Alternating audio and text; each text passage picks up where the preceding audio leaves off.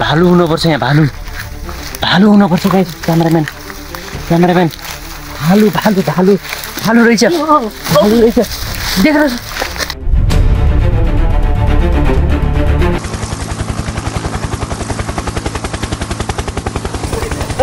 So guys helicopter हामीलाई यहाँ land गरिसकेको छ अब हामी विल्ड भर्सेस म्यान गर्नेछौँ र जङ्गलमा कसरी सर्भाइभ गर्ने भन्ने कुरा म तपाईँलाई देखाउने छु र म एक्लै छु र मेरो साथमा एउटा क्यामेराम्यान छ र हामी तपाईँलाई देखाउनेछौँ हामी जहाँ यो 5500 1000 मिटर अग्लो पहाडमा हामी आएका छौँ यो जहाँ कहाँ एमाजोन भन्छ त्यही आएका छौँ तपाईँहरूलाई हामी खतरा खतरा सर्भाइभ कसरी गर्ने भनेर देखाउँछौँ अन्तिमसम्म हेर्नु है साथीहरू म अहिले यस्तो घनाघोर जङ्गलमा छु कि जहाँ कोही मान्छे पनि छैन केही पनि छैन सुनसान छ जताततै र एउटा यानाकुण्डा छ भन्ने मैले भर्खरै खबर पाएको छु मलाई उक्कै टोक्केबाट मेसेज आइसकेको छ म तपाईँहरूलाई एउटा यानाकुण्डा देखाउँछु तपाईँहरू हेर्नु होला मसँग बिस्तारै आउनुहोस् बिस्तारै तपाईँहरू म त डराउँदिनँ है तपाईँहरू डराउनुहुन्छ कि डराउनुहुन्न तर म त डराउँदिनँ देख्न सक्नुहुन्छ एनाकोन्डा भनेको त मान्छे पो रहेछ त कट यो भिडियोलाई कट गरे एडिटर कट गरिसक्यो कोही पनि छैन अहिले तपाईँ सुनसान छ यहाँ जहाँ बाघ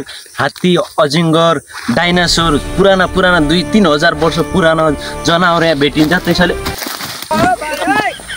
के बताए तपाईलाई माछाले टाउको ठोक्यो नि त्यसलाई कट गर वैज्ञानिकहरूले रिसर्च गर्दाखेरि यो डाइनासोरले खाएको पहिला घाँस खाने फुल हो र अहिले मान्छेले पनि खान्छ यो फुल के हो काममा लाग्छ भन्दाखेरि जब मान्छेले टाउको दुख्छ पेट दुख्छ पखाला लाग्छ अनि झन् पखाला लगाउन सरी पखाला लागेको बेला झन् यो रोकथाम गर्नलाई एकदम काम लाग्छ मैले खाएँ होइन मलाई पखाला लाग्दैन जङ्गलमा हिँड्दैछु अहिले मान्छे कोही पनि छैन क्यामेराम्यान मेरो पछि आउनुहोस् कोही पनि छैन अनि म अहिले चाहिँ यस्तो ठाउँमा छु मान्छे कोही पनि छैन तपाईँहरू देख्न सक्नुहुन्छ यहाँ कोही पनि छैन यहाँ मान्छे बहिनी के गर्न लाग्यो तिमी भाइ नहग न भिडियो बन्न लाग्छ कि भिडियो बनाउने बेला तिमी हग्ने हग सो गाइस हामी हग्ने मान्छेलाई यहीँ छोडिदिउँ हामी अगाडि ट्विटरले काट्नुपर्छ है अगाडि जानुपर्छ मसँग अहिले खानालाई केही पनि छैन अहिले न मसँग घडी छ न केही छ घडी नै छैन मसँग मैले एउटा खाने फलफुल जस्तो मैले भेटाइसकेको छु म तपाईँहरूलाई म त्यो खाएर कसरी खान्छन् भनेर म तपाईँलाई देखाउने छु है त आउनुहोस् क्यामेराम्यान मेरो पछि यसलाई यसरी टिप्ने यसलाई टिपिसकेपछि पहिला अनि यसरी यो देख्न सक्नुहुन्छ यसलाई यसरी फर्के पार्ने पहिला सुँग्ने मान्छे मर्ने या बाँच्ने भन्ने यो सुँगेर तपाईँले पत्ता लगाउन सक्नुहुन्छ यदि तपाईँलाई सुँग्दाखेरि तितो गन्न आयो भने त्यो मान्छे मर्छ यदि गुलियो गन्न आयो भने त्यो मान्छे बाँच्छ त्यसैले म तपाईँलाई यसरी बीचबाट फोड्ने अनि बीचबाट फोडेर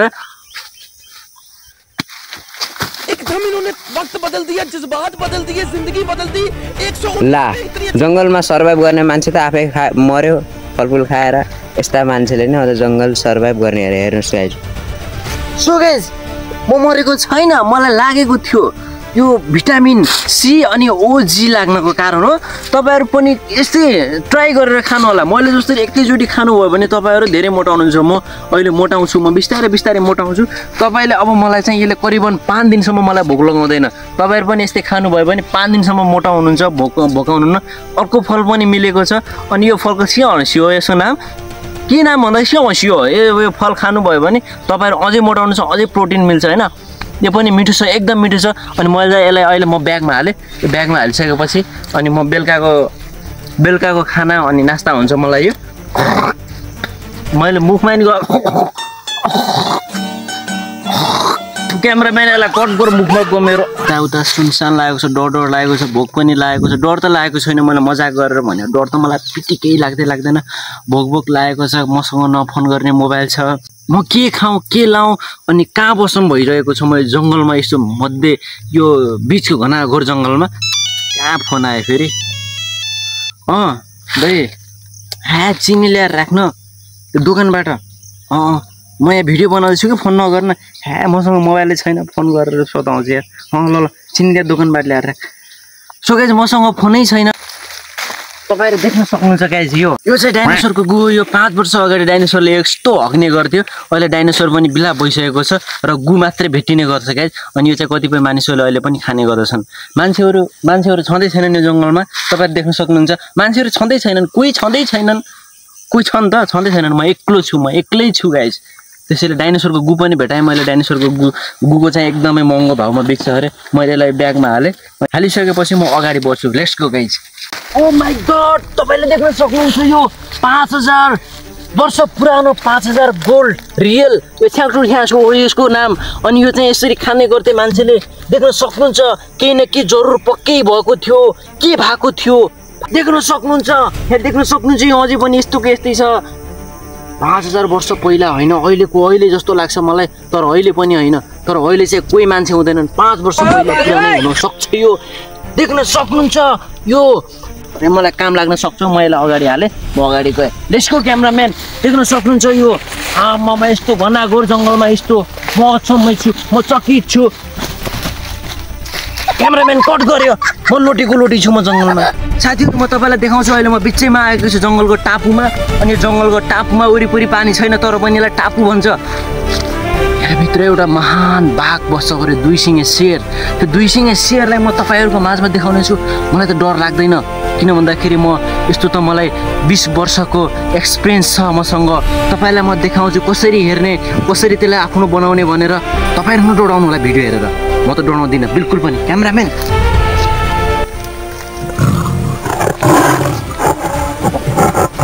पक्कै पनि यहाँ पल्टिरहेछ, पक्कै पनि हान्ने रहेछ, पक्कै पनि डराउँदैन। हान्ने बाघ छ यहाँनिर, तपाईँ देख्न सक्नुहुन्छ। क्यामेराम्यान ओ गाइज 6000 फिट अग्लो उचाइ हो यो। मलाई गाह्रो भयो। मलाई गाह्रो भइरहेको छ। भिडियो कट गर। 6000 फिट अग्लोमा यसरी हुन्यो। अन्जना कस्तो गाह्रो परेको छ। सो गाइज पानी खोज्न जाउँ अब। पानीतर्फ मलाई धेरै प्यास लागेको छ। पानी कहाँ पाइन्छ त? सुनका डल्लाहरू, हिराका डल्लाहरू थुप्रै छन्, तर पानी पाइएको छैन। पानी खोज्न जाउँ। Let's go.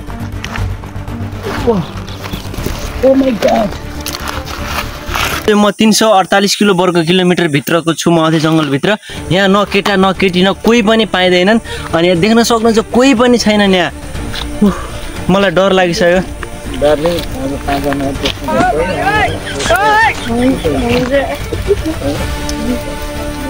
के थियो यो?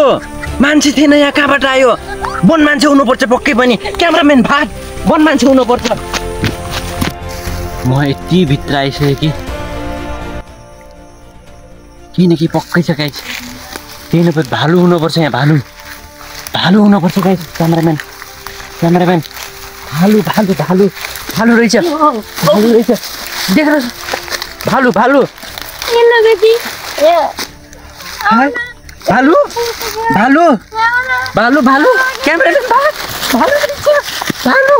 म चाहिँ अहिले आइपुगेछु यो घनाघोर जङ्गलबाट। अहिले बिस्तारै बाहिरतर्फ। मलाई चाहिँ जङ्गलमा भालुहरूको त मलाई डर लाग्थेन, तर मलाई भालुहरूले धेरै असर विचित्र बनायो। मेरो कपडाहरू च्याद्यो, मेरो लुगाहरू च्याद्यो, तर मलाई मतलब छैन त्यसको बारेमा। म अहिले चाहिँ देख्न सक्नुहुन्छ यो यति ठुलो जङ्गलको बिचमा एउटा नदी छ। यो नदीको पानी चाहिँ अहिले धम्लो छ, किन भन्दाखेरि यहाँ सार्क माछाले पुच्छर हल्लाएर लात्ता हानेर यो पानी चाहिँ एकदम धमिलो आएको छ। यसको सतह कतिको गहिरो छ भनेर हामी यो सेन्टिमिटर, उचाइ, मिटर, तल अनि घटाइ सबै नाप्नेछौँ।